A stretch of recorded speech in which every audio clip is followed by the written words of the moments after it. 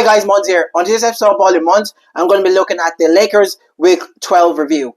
Just before I get started, thank you very much for everyone who subscribed so far. If you haven't subscribed, please make sure you hit on the subscribe button. I do appreciate all the support. Thank you very much. And if you agree with me, if you don't agree with me, please drop a comment below and we can have a civil debate about this. Thank you very much. So, it's going to be a quick update. Lakers only played 3 games. They went 0-3. They lost all 3 games this week, which is absolutely ridiculous. What I'm going to do is I'm going to go through these. I'm going to go through the games and how they lost it. I'm going to go a little bit in depth in the games that I watched out of all the 3 games. So Lakers went 0-3 this week. They lost every single one of their games.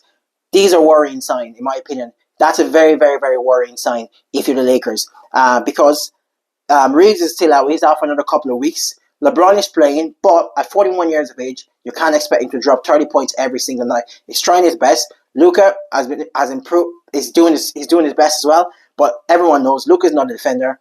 I'm going to go through that in a little while. So they played the Spurs, Bucks, and the Sacramento Kings. I thought on this 3-game span, I thought they were going to go 2-1. I felt they were going to beat the Bucks, a poor Bucks team, and they're going to beat a mediocre Kings team. However, they lost all 3 games against the Spurs. It's forgiven. You didn't have Reeves. You didn't have LeBron James. You had Luka Doncic. That's totally fine. It was a one-man team, basically, that day.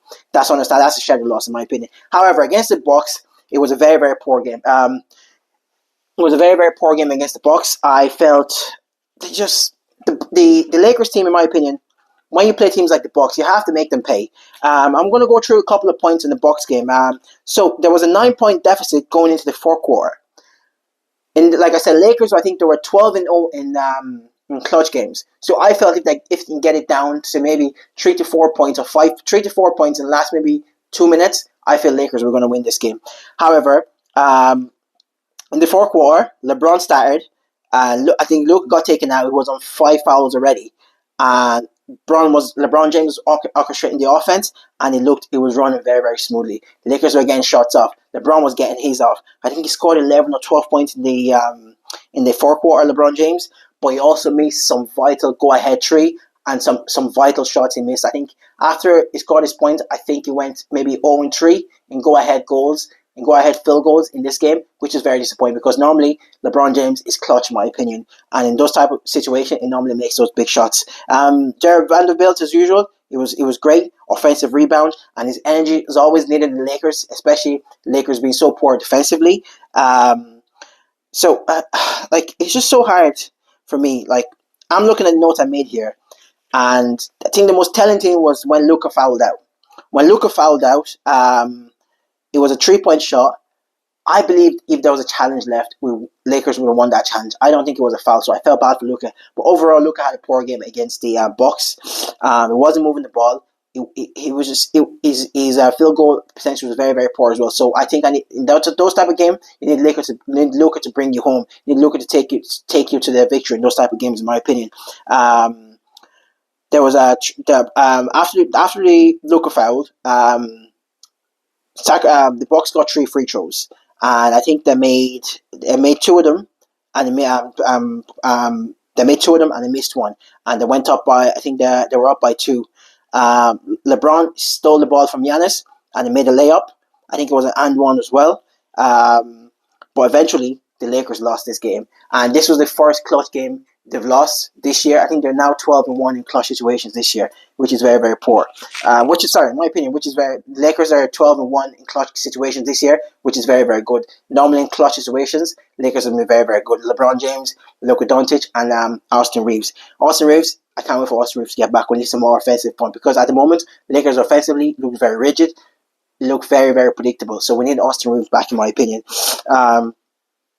Like I was saying, against the Kings, Luka had one of his best games I've watched him play in terms of efficiency as well. He was 73% on true shooting. I think he ended up with 41 points, 7 rebounds, 8 assists, something like that, some stat line like that. However, his teammates let him down. So from three in this game, Jared Vanderbilt went 0-3. Marcus Smart went 0-3. Dalton Connect went 1-4. Jake LaRavia went 0-5. And LeBron James went 0-5 as well. And Luka Doncic went 2-9. In today's NBA, and you're shooting that poorly from 3, there's no chance of you winning. You can just forget about winning games, in my opinion. They need to be better from 3. With Luka and LeBron, they're very similar in their career in terms of for Luka and LeBron for that team to work around them, you have to build a team around them. So for LeBron's whole career and Luka's whole career so far, to get the best out of them, you get defenders, you get shooters around them, and you get big wings around them, good defensive big wings that can train the shooters. And Lakers haven't done any of that. And this goes back to the front office. This is what happened when you have an incompetent front office. Lakers have lost 3 games in a row now, and this is very, very worrying. This is just Lakers' MO since the last couple of years, because their front office is very, very incompetent. You have a guy like Luka, you have a guy like LeBron, you have a guy like Reeves.